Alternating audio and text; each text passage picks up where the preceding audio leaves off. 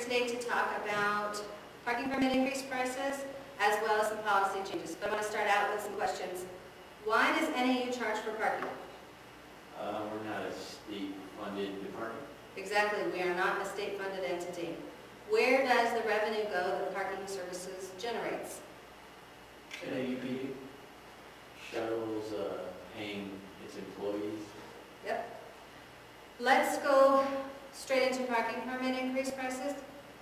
Parking permit increase prices are going to be $314 for students, $314 for employees, and $324 for students. Currently, the FY09 prices are $222. That is an increased price of $92 and $102 respectively. That is a large increase. However, the state of Arizona is in a budget crisis right now.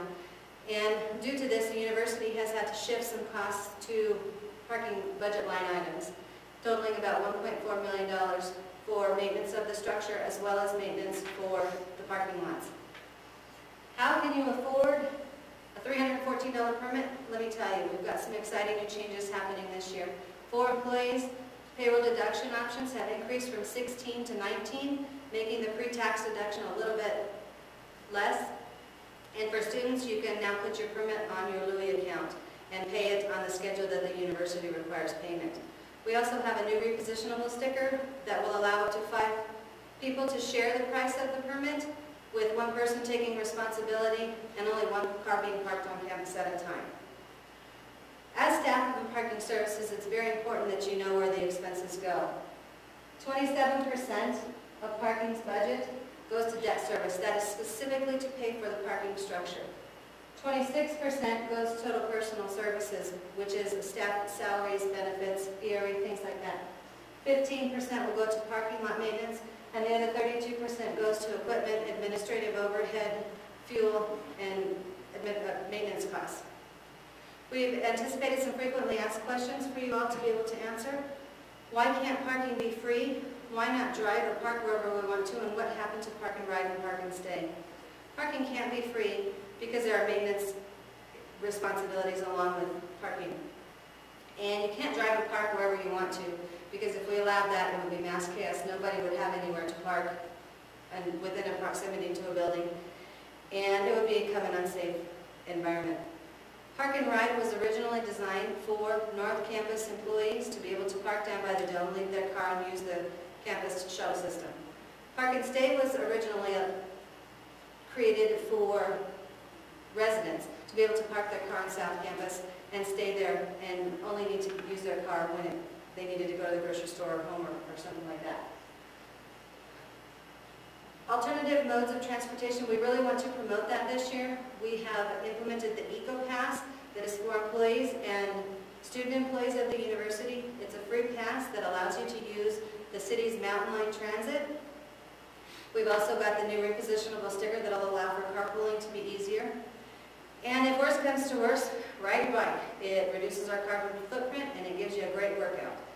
If employees have taken advantage of this alternate modes of transportation, we have got the taxi system.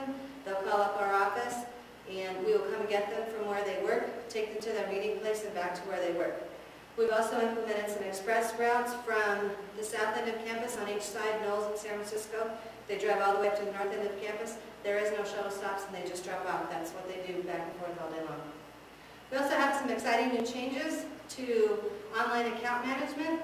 You'll be able to purchase your permit, add vehicles, pay citations, submit appeals. With this new online account management system, we have opted to give permits through Permit Direct. You will purchase your permit online, print your receipt out. It will be good for 2 weeks until you get your permit directly from the vendor. This online account management system also has the ability to give lot closure information for events, maintenance, construction, various other things, as well as remind you of any payment that you may be owing to the university. One of the biggest changes that we've got this year is in residential zones. We're going from 2 zones to 6, with the permits being sold on a one-to-one basis in the zone. When the zone is full, overflow option parking will open up. For residents north of University, the overflow lot will be in parking lot 13. Residents south of University, the overflow lot will be in parking lot 40. Mountain View residents overflow will be in parking lot 18A. With this new zone enforcement, we are going to better align with the university's master plan to become a more pedestrian-friendly campus. There's also some policy changes for permit holders in regards to meters. Permit holders will no longer be allowed to park at meters. However, we will also be removing some meters to open parking back up for some permit holders. So in summary, what you need to know is employee passes are going to be $314. Student permit prices are $324. Residential zones are not 2 anymore, there will be 6. Meters will be taken out and reallocated to permit parking. And the policy changes that we are implementing are to better align with the university's master plan to become a more pedestrian-friendly campus. That's what you need to remember when you're talking to customers. Finally, if any of you have any questions about the new parking rates or policies, please ask any full-time employee. We'd be happy to help you out. And if anybody has any thoughts or suggestions, questions on how to get the message out to campus, they would be greatly appreciated. Suggestions, let any of us know. Does anybody have any questions? About the carpooling system, so if only one person is liable for those citations, then that just means that student will receive all the tickets that all the friends would get then? Yes. Is that correct? Okay. Yes. One person will take responsibility, 5 people can share the cost, but they'll just have to decide who's going to take responsibility for the permit. Okay. Any other questions? Thank you guys, have a good day.